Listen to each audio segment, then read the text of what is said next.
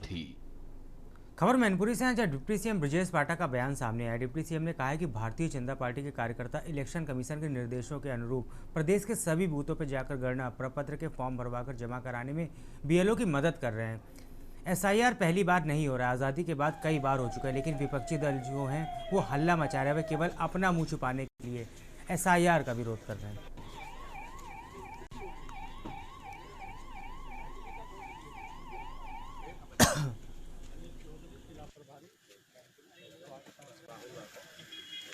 स्तरीय समिति बैठक का भारतीय जनता पार्टी के जिला कार्यालय पर आयोजन हुआ। भारतीय जनता पार्टी के कार्यकर्ता भारत निर्वाचन आयोग के निर्देशों के अनुरूप प्रदेश के सभी बूथों पर जाकर के गणना प्रक्रिया फार्म भरवा करके जमा करने में बीएलओ की मदद कर रहे हैं। भारतीय जनता पार्टी का मानना है कि मन की शुद्धता के लिए योग और लोकतंत्र की शुचिता के लिए एसआईआर बहुत जरूरी है। एसआईआर कोई पहली बार नहीं हो रहा, ये आजादी के बाद कई बार संविधान लागू होने के बाद लेकिन विपक्षी दल जो हो हल्ला मचा रहे हैं वो केवल अपना मुंह छिपाने के लिए, फेस सेविंग के लिए कह रहे हैं। बिहार में एसआईआर लागू होने के बाद चुनाव हुआ और ऐसा जानकारी में मीडिया के माध्यम से हमें पता चला कि लगभग 65 लाख से अधिक मतदाताओं को सूची से बाहर किया गया।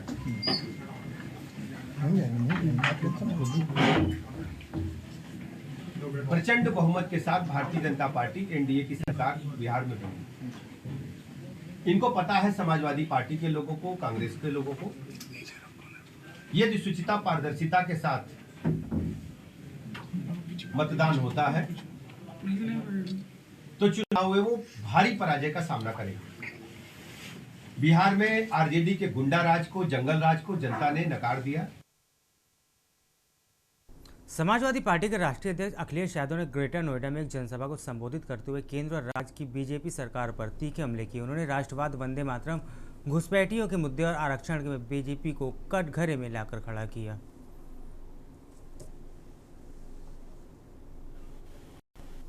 वंदे मातरम, वंदे मातरम वो क्रांतिकारियों का गीत रहा जिसने हमें आपको जोड़ा।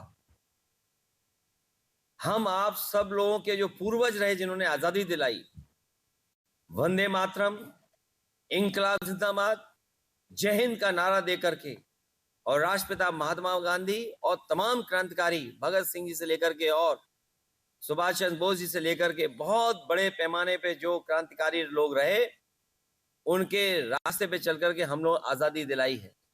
लेकिन ये राष्ट्रवादी पार्टी वाले लोग नहीं हैं, राष्ट्रवादी पार्टी के लोग हैं। ये हर जगह विवाद ढूंढते हैं कि विवाद कैसे हो जाए। उत्तर प्रदेश के मुख्य निर्वाचन अधिकारी नवदीप रेणवा ने राज्य में चल रहे मतदाता सूची पुनर्निरीक्षण अभियान यानी एसआईआर की प्रगति पर जानकारी दी। उन्होंने बताया कि सूची को त्रुटि रहित और पारदर्शी बनाने के लिए गहन जांच चल रही है, जिसमें अवैध घुसपैठियों पर विशेष ध्यान दिया जा रहा है।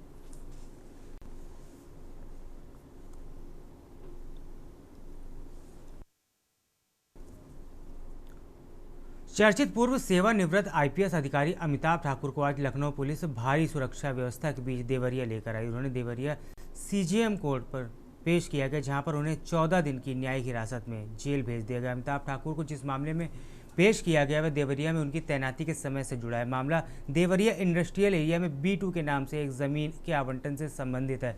अमिताभ ठाकुर ने कथित तौर पर अपनी पत्नी नूतन ठाकुर के नाम से यह प्लॉट अलॉट कराया था। उन पर कूट रचित तरीके से फर्जी दस्तावेज तैयार कर उक्त जमीन को खरीदने और बेचने का प्रयास करने का आरोप है।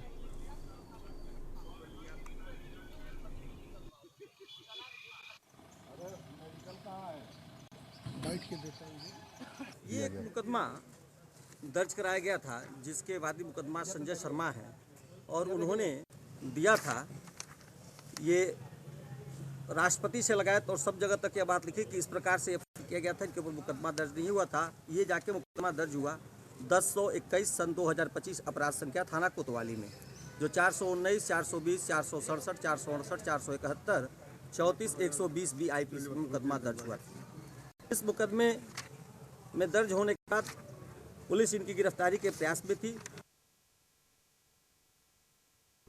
कानपुर में समाजवादी पार्टी के पूर्व विधायक एवं जिला अध्यक्ष मुनींद्र शुक्ला को पार्टी कार्यकर्ताओं के साथ मृतक विपिन तिवारी के पीड़ित परिवार से मुलाकात कर उन्होंने संवेदनाएं व्यक्त की। उन्होंने कहा कि सपा पूरी तरह से पीड़ित परिवार के साथ खड़ी और मामले की निष्पक्ष जांच की भी भरोसा दिलाया है। देखिए, मृतक का तो परिजनों का हाल तो बड़ा खराब है इस वक्त, और इनके साथ जितनी बड़ी जाति हुई है, इस परिवार जिसने कहा जाता चिरागस्त हो गया। इस परिवार के साथ इतना बड़ा अत्याचार हुआ, इसके बाद भी पुलिस इनके साथ न्याय नहीं कर रही है। इनके परिवार को संतुष्ट नहीं कर सकती अभी तक कि आखिर किन लोगों ने मर्डर किया, क्या उनकी प्लानिंग थी, कहाँ ले गए, कहाँ पर ले जाकर मारा, क्या क्या उसके साथ किया। कल मेरे घर के बाहर 2-3 लोग, हमने तुरंत 112 नंबर डायल किया तो तुरंत पुलिस आई। मेरे यहाँ की बोली कि ठीक है, एक थाने में एप्लीकेशन लगाओ, तुमको सुरक्षा दी जाएगी। नहीं पहचान नहीं पाए, ये बाहर थे। बलिया में एसआईआर का कार्य समय से पहले पूरा करने वाले बीएलओ को जिला अधिकारी ने प्रशस्ति पत्र देकर सम्मानित किया। बलिया के गंगा बहुउद्देशीय सभागार में जिला अधिकारी जिले के 7 विधानसभा बीएलओ को बुलाकर उनसे अच्छा कार्य करने वाले बीएलओ को सम्मानित किया गया।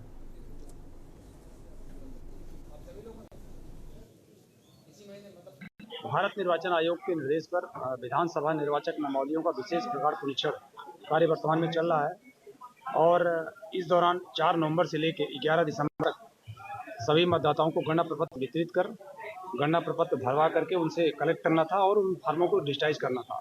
खुशी की बात यह है कि हमारे जनपद ने ये कार्य कर लिया और इस कार्य में जिन बीएलओज ने अच्छा कार्य किया था, जिन सुपरवाइजर्स ने अच्छा कार्य किया था, उन बीएलओज और सुपरवाइजर्स को आज हमने यहाँ बुलाया था विधानसभा वार और उनको आज हमने पुरस्कृत किया, सम्मानित किया है और उनसे अपील की है कि आने वाले समय में भी वो ऐसे प्रकार से कार्य करते रहें।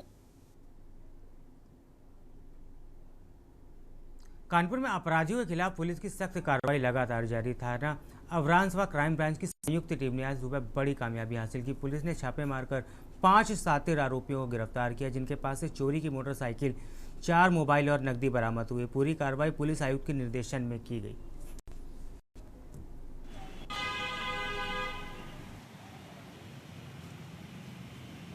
ये देखिए कि मुकदमा फजलगंज में लिखा गया है और ये सूचना अनवरगंज पुलिस को थी। एक गैंग है जो बीएसएनएल के जो लाइन बिछी हुई, जो कापर वाली लाइन है, उसको ये लोग खोदते हैं और ये रात में ऐसे खोदते हैं जैसे लगता है कोई डिपार्टमेंट काम कर रहा है। पुलिस को सूचना मिली, चूँकि ये कबाड़ी के पास बेचने वाले, सप्लाई करने वाले थे। तो सूचना पे जब पुलिस ने रेड किया तो अनवरगंज पुलिस को 5 एक्यूज मिले हैं, जिसमें एक ट्रैक्टर मिला है, एक लोडर मिला है और 100 मीटर तार की लाइन मिली है, जिसकी कीमत कापर की लगभग 4 कुंटल है और जो लगभग 15 लाख की कीमत का वो कापर है। इसमें 5 लोग जेल जा रहे हैं। बाकी जो एक्यूज हैं, जो इसमें कबाड़ी हैं, बाकी जो लोग हैं। फिरोजाबाद के NH-19 में हरियाणा से हिसार आ रहे टेम्पो ट्रैवलर की खाई में गिर जाने से कई लोग घायल हो गए। थाना सिरसागंज के मुरलीधर होटल के सामने बाइक सवार युवक को बचाने के चक्कर में गाड़ी नीचे खाई में गिर गई।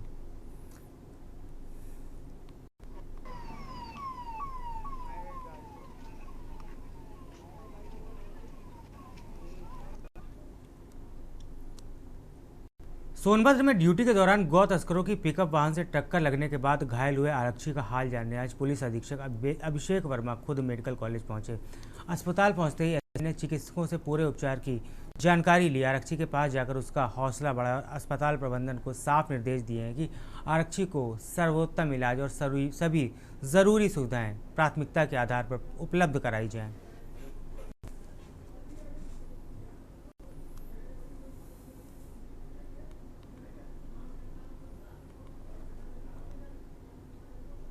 जिला कारागार में शीतकालीन खेल प्रतियोगिता के तहत jail premium cricket league season 5 का आज भव्य शुभारंभ किया गया। जिला अधीक्षक जगदम्बा प्रसाद दुबे ने जेलर शेषनाथ यादव ने फीता काटकर लीग की शुरुआत की। उद्घाटन मुकाबला बंदी राइटर क्लब और बैरक नंबर 2 के बीच खेला गया। पहले बल्लेबाजी करते हुए बैरक नंबर 2 ने 8 ओवर में 47 रन बनाए और राइटर क्लब को जीत के 48 रनों का लक्ष्य रखा।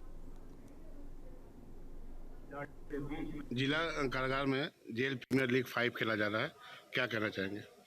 जिला कारागार गाजीपुर में जेल प्रीमियर लीग सीजन 5 चल रहा है। इसके पहले 4 आयोजन हो चुके हैं। प्रतिवर्ष जेपीएल का आयोजन किया जा रहा है। इस बार भी जो है कल दिनांक 9 को जेपीएल का उद्घाटन किया गया। कल एक मैच हुआ है और आगे मैच चलते रहेंगे। बंदियों को इसमें बड़ी अच्छी सहभागिता है, बहुत सब खुश हैं। खबर कानपुर से, जहां नौबस्ता थाना क्षेत्र के आज़ाद नगर में रहने वाले 75 साल के संतोष कुमार द्विवेदी और उनकी पत्नी के लिए 7 वर्ष बाद फिर अपने घर की दहलीज में दाखिला मिला है। पारिवारिक तनाव और बढ़ती प्रताड़ना के बीच उनके पुत्र और पुत्रवधू ने उन्हें साल 2018 में घर से बाहर जाने पर मजबूर कर दिया। तो वही बुजुर्ग दंपत्ति रिश्तेदारों और किराए के कमरों में रहकर अपना गुजर बसर कर रहे थे।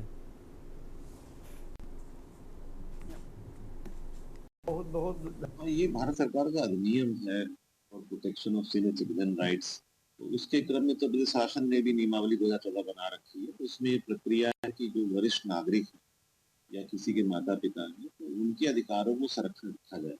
देखा ये जा रहा है कि बहुत सारे प्रकरणों में जो बुजुर्ग माता पिता हो जाते हैं, ससुर हो जाते हैं, तो उनके परिवार के लोग उनका ध्यान नहीं रखते हैं, जबकि संपत्ति मूल रूप से उन्हीं की द्वारा दी गई है और उनको बाहर भी निकाल दिया। तो इसी क्रम में एक प्रकरण आया था संतोष कुमार द्विवेदी जी का। तो एक मकान है जो बड़ी संपत्ति है, उसमें से वही बाहर निकल गए थे, जबकि उनके परिवार की बहुएं वगैरह वहाँ रह रही। तो बहुओं को बाहर निकाले बिना, क्योंकि मकान बड़ा था, संतोष द्विवेदी जी को भी वहाँ पर स्थान दिया है। हाँ, मेरा नाम संतोष कुमार द्विवेदी है। मैं अपने आवास में 9 साल से बाहर रह रहा था, जिसका एप्लीकेशन एक मैंने डीएम साहब के ऑफिस में डाली थी, जिसका निस्तारण किया गया। पत्नी सहित अपने आवास में आवासित हैं। बहुत बहुत धन्यवाद है डीएम साहब को और शासन को।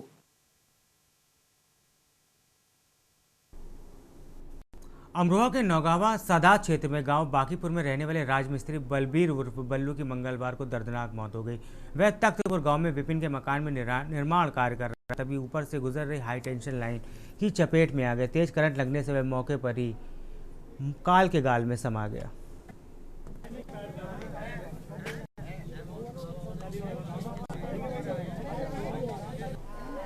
हाँ भाई, हाँ मैं तो यही कहूँगा, आप बताओ।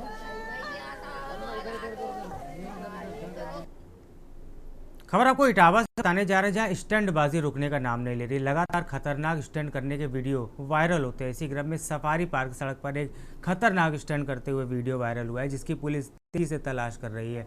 अब बाइक का चालान के साथ साथ चालक पर भी मुकदमा होगा। एक वीडियो सफारी पार्क का जो वायरल हुआ है, इस बाइक का पहले भी चालान हो चुका है, लेकिन फिर भी ये नया वीडियो खतरनाक स्टंट करते हुए ये दिखाई पड़ रहा है।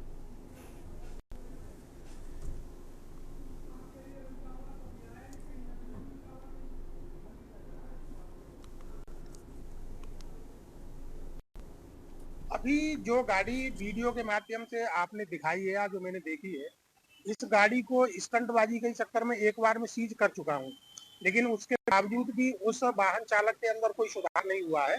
तो इस बार गाड़ी को सीज करने के साथ साथ जो वाहन चालक है उसके विरुद्ध भी विधिक कार्रवाई की जाएगी।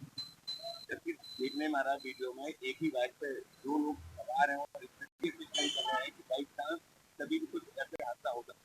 निश्चित रूप से मैं लगातार ऐसे लोगों से यह अपील कर रहा हूँ कि स्टंट करके रील बनाने के चक्कर में लोगों की जानें जा रही हैं, तो अपने जीवन के मूल्य को समझते हुए लोगों को ऐसा काम करने से बचना चाहिए। लखीमपुर के विलोबी खेल मैदान में 15 दिसंबर से शुरू होने वाले खेल महोत्सव सीजन 2 की तैयारियां तेज हो गई हैं। बुधवार को सदर विधायक योगेश वर्मा, मुख्य आयोजक कपिल श्रीवास्तव और अधिकारियों ने मैदान का निरीक्षण किया।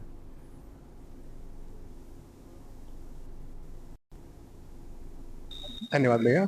लखीमपुर खेल महोत्सव सीजन 2 इस बार 2025 में हम लोग इसको विलोबी मेमोरियल हॉल में करवाने जा रहे हैं। ये 15 तारीख से 23 दिसंबर के बीच में मुख्य रूप से इसी ग्राउंड में होगा। आप लोग पीछे देख सकते हैं, सारी तैयारियां चल रही हैं। ग्राउंड को समतल कराया जा चुका है। आप अपने अगर हमारे पीछे इसकी तरफ एक बार आप देखेंगे, वहाँ पे पार्किंग की व्यवस्था की जा रही है। से cricket, football, volleyball, badminton, kho kho, chess, kabaddi. हम लोग का फुटबॉल और हॉकी, फुटबॉल हम लोग का पुलिस लाइन में हो रहा है, हॉकी हम लोग गुरु नानक स्कूल में हो रहा है।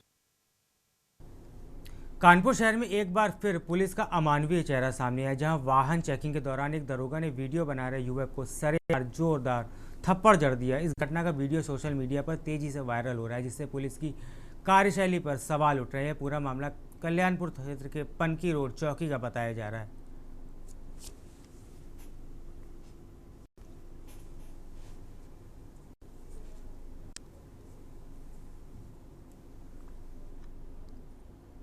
कानपुर में एयरफोर्स विंग कमांडर के ससुर ने खुद को गोली मारकर आत्महत्या कर ली। बुधवार दोपहर में जब उन्होंने सुसाइड नोट की लिखने की कोशिश की, गोली सिर को छूते हुए निकल गई। गोली की आवाज़ सुनकर घर में काम कर रहा नौकर कमरे में पहुंचा तो बुजुर्ग के हाथ में लाइसेंसी रिवॉल्वर फंसी देखी। आनंद फानन में उसे पुलिस को सूचना दी। नवाबगंज पुलिस ने बुजुर्ग को रीजेंसी अस्पताल में भर्ती कराया है। हाँ, ये बड़ा दुखद है। 75 ईयर्स के हैं, वो बड़े व्यापारी रहे। इस ज़माने में सोनालिका के यूपी के ट्रैक्टर के डिस्ट्रीब्यूटर हेड हुआ करते थे। बताते थे डिप्रेशन में था, इन्होंने सुसाइड नोट भी दिया है कि मेरी मौत पे कोई क्वेश्चन न उठाया जाए। इनके बेटे नहीं हैं, इनकी वाइफ है, कोरोना में डेथ हो गई थी। तो जाहिर सी बात है कि ये काफ़ी प्रोग्रेसिव रहे हैं और चूँकि एज ज़्यादा हो गई, 2 इनकी बेटियाँ हैं, बाहर हैं। क्या कारण रहा, दुखद है। हालाँकि जो बातचीत हुई है गोली आर पार हुई है और डॉक्टरों ने काफ़ी उम्मीद बताई है कि कोई वाइटल पार्ट इंजर्ड नहीं है, लेकिन अभी चूँकि आईसीयू में है, आगे क्या स्थिति बनती है। दुखद घटना है और हम लोग हर पहलू पर जांच करें।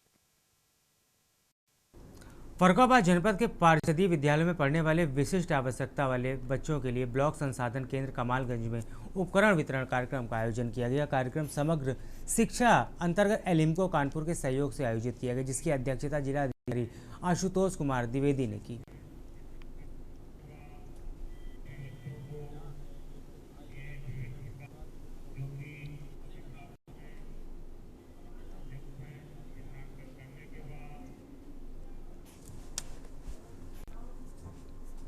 खबर आपको बागपत से बताने जा रहे हैं। जिला अधिकारी अस्मिता लाल के निर्देशन में खाद्य सुरक्षा विभाग की टीम ने आज जनमानस को खाद्य एवं पेय पदार्थों की गुणवत्ता सुनिश्चित करने के उद्देश्य से सहायक आयुक्त खाद्य डीपी सिंह के निर्देश पर खाद्य सुरक्षा टीम छापेमार कार्रवाई की, जिसमें बड़ौद के बावली रोड पर धोबीपाड़ा मोहल्ला में अंशुल जैन के गोदाम से 314 किलोग्राम एगलेस मेयोनीज और 92 किलोग्राम वेजिटेबल सॉस भंडारित पाई गई, जिसके बाद उसे नष्ट किया गया।